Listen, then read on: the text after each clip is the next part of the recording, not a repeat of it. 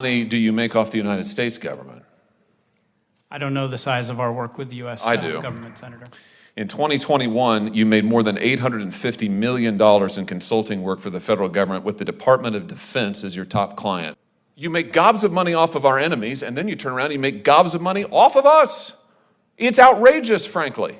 Listen, you shouldn't be doing any work with the Chinese Communist Party and any enterprise that they own or have some share in. You shouldn't. And if you were serious about ethics, you wouldn't be doing it. But it's particularly outrageous that you then make money, almost $1 billion in a year, off the United States government, including the Defense Department. Mr. Sternfels, if I could just start with you. Did I hear you say in your opening statement, I'm going to quote you now, we have the industry's most rigorous client selection policy? Did I get that right? We believe that to be true, Senator. Well, how is it then that you end up with so many clients who are state-owned Chinese corporations hostile to the United States?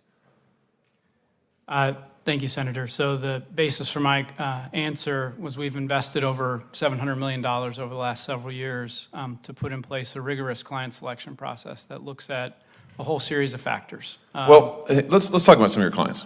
Like the China Communications Construction Company. This is a firm that is blacklisted by the United States government.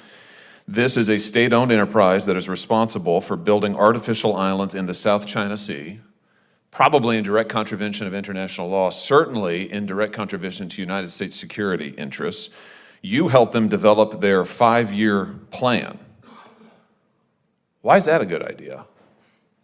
Senator, our work in China overwhelmingly works with multinational companies, including many of those being U.S. And private sector. No, actually, you've advised 22 of the 100 biggest state-owned companies in China. That's according to the New York Times. Let's talk about another one, the Chinese Ocean Shipping Company.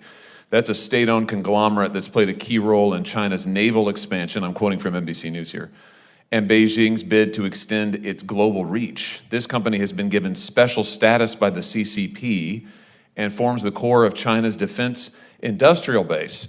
This company has provided logistical support to the Chinese Navy's escort operations in the Gulf of Aden, and experts say, I'm still quoting, it serves as the maritime logistical arm for the People's Liberation Army. You're advising them. How much money did you make on that contract? No, Senator, we're not advising them. Neither. Did you ever advise them?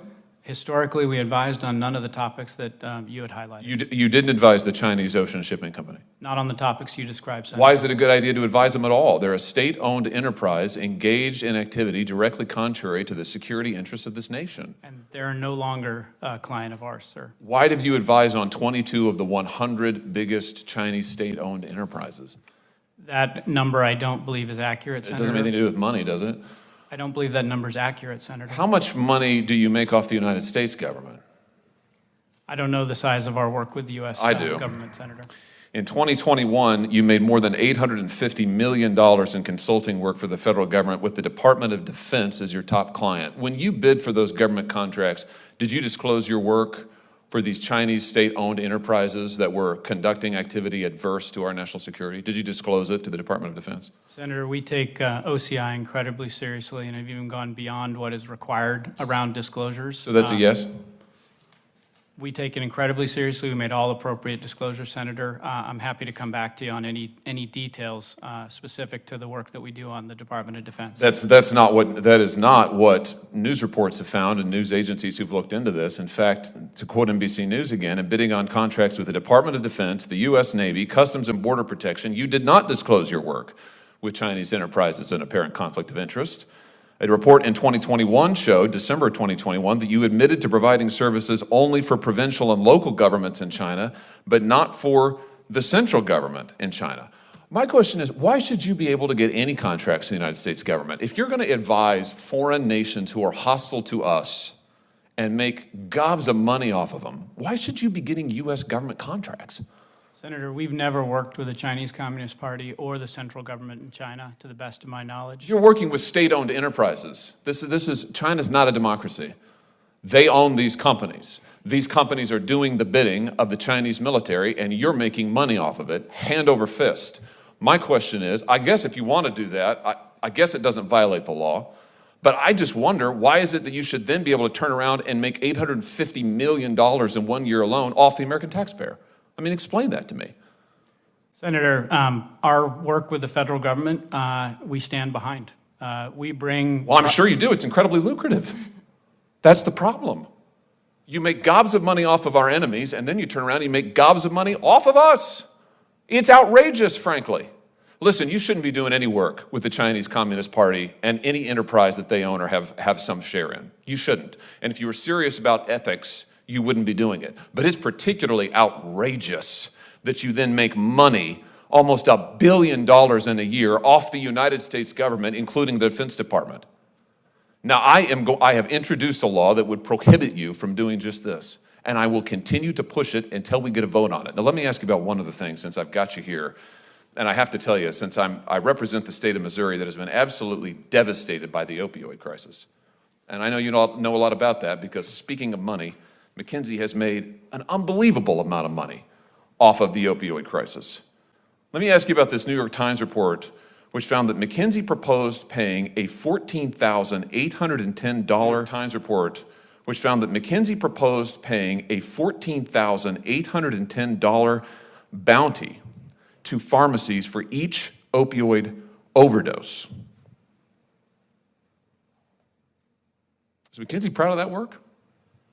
Senator, our work was designed to actually reduce opioid abuse. Really? Let me ask you about this. I think we've got a poster of this. We sell hope in a bottle. This is an advertising campaign you came up with. We sell hope in a bottle. That's for opioids. Hope in a bottle. You help Purdue Pharma market them to children. The Massachusetts Attorney General has filed a lawsuit that has all of these disclosures in it, describing how McKinsey consultants recommended and pushed Purdue to turbocharge OxyContin sales.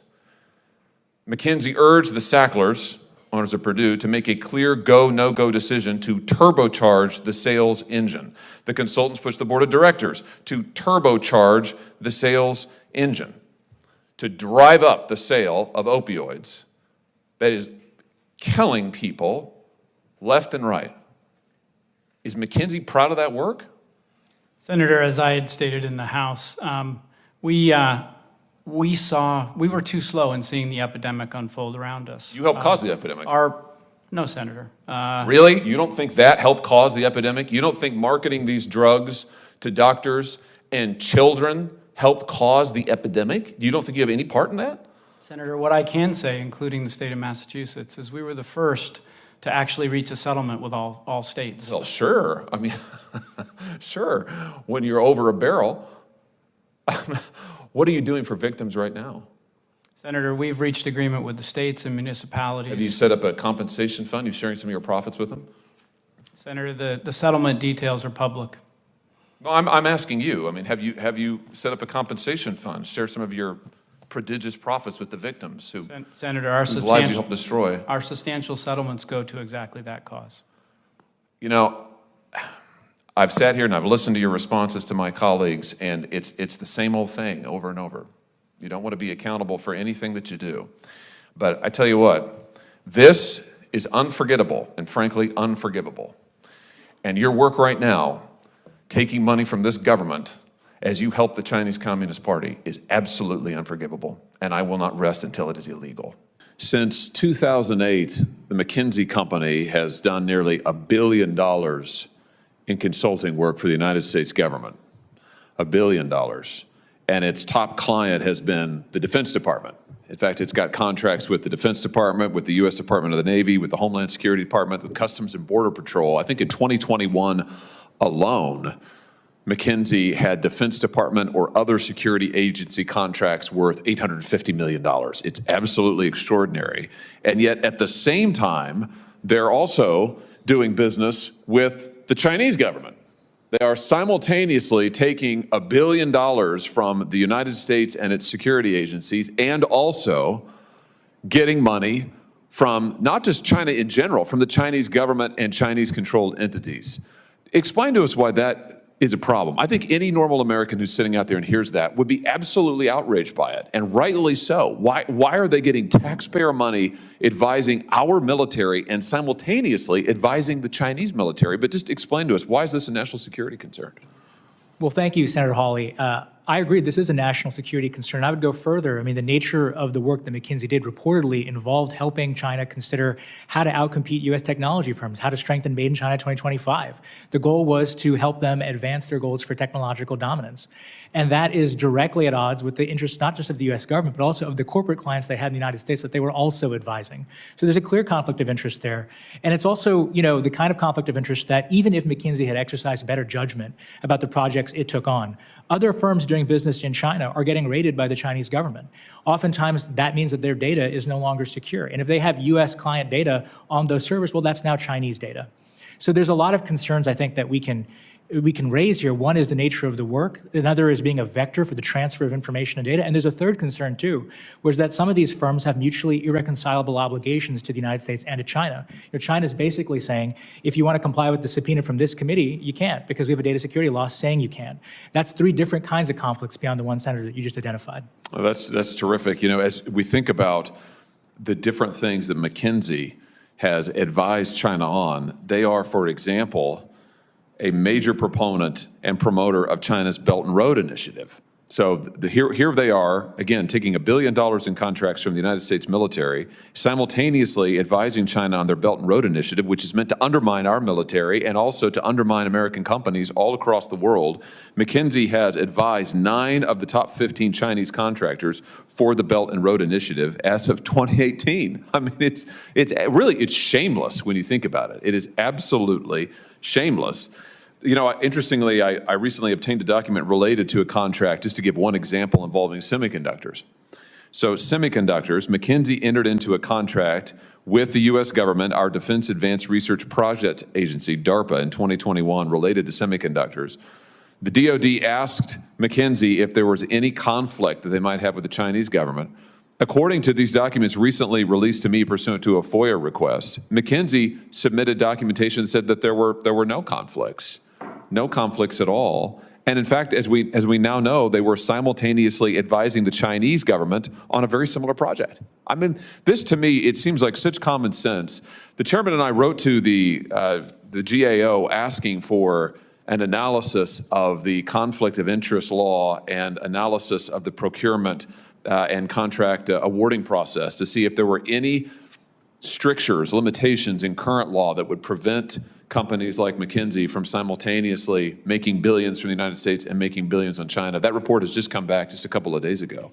And what it shows is that there are no such restrictions in United States law currently, which is why our legislation, the Time to Choose Act, which the chairman and I co-sponsored together, introduced and passed this committee almost unanimously, I think only one no vote, is so important because it would prevent what we see on this poster behind me. Ms. Teltman, do you want to add to this why this sort of common sense set of restrictions telling consulting firms you can't consult for the U.S. government and rake in billions from American taxpayers and consult for our chief adversary at the same time, why this is important and why it's a matter of national security?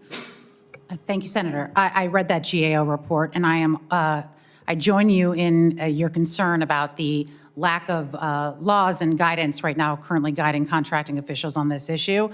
One thing I will note is that the FAR provisions related to conflicts of interest are quite broad and could capture some of this, but most government officials won't feel comfortable taking this sort of action without greater guidance and directives explicitly giving them comfort that they can look to in taking these sorts of actions. I share similar concerns as you. I get nervous when things are too restrictive and there's too many absolutes, but you raise very good points about why contracting officials need better laws and need to be empowered to make these types of decisions. Yeah, very good.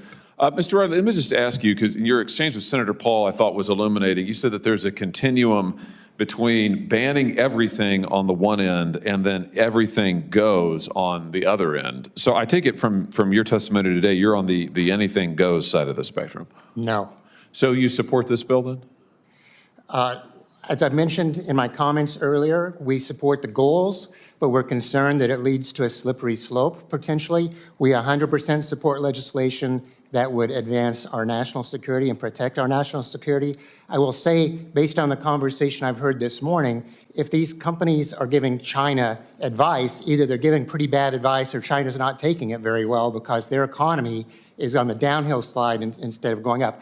If they are legitimate. Well, wait a minute. if They're on the march in the Pacific. McKinsey advised them on building out islands in the South China Sea. At the same time, it was getting defense contracts. So I guess, is your position that you are opposed to, you want companies to be able to get taxpayer money from the United States and simultaneously get money from the Chinese government?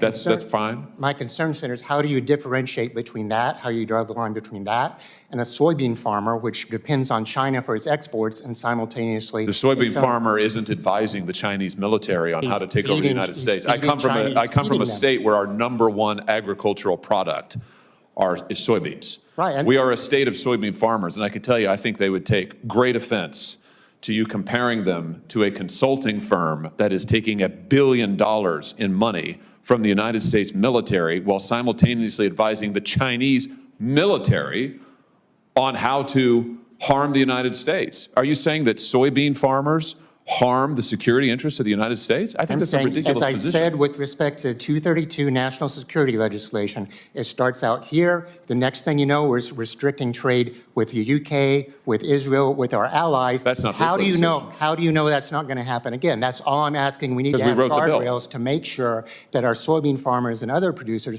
aren't harmed like we have been in recent years by our trade I think policy. that's the most, frankly, absurd history. instance of It's whataboutism. It It's makes history. just listening to you say it refutes itself. I'm not talking about hypotheticals. I'm talking about what has actually happened, and I don't want to see that repeat. You're talking about something that is not in this bill, and you're equating soybean farmers with a consulting firm that is advising the Chinese military. It's absolutely absurd. I'm equating national And here you security- are opposing, in the name of, you represented taxpayers, you are here testifying in favor, apparently, of allowing a company to take tax money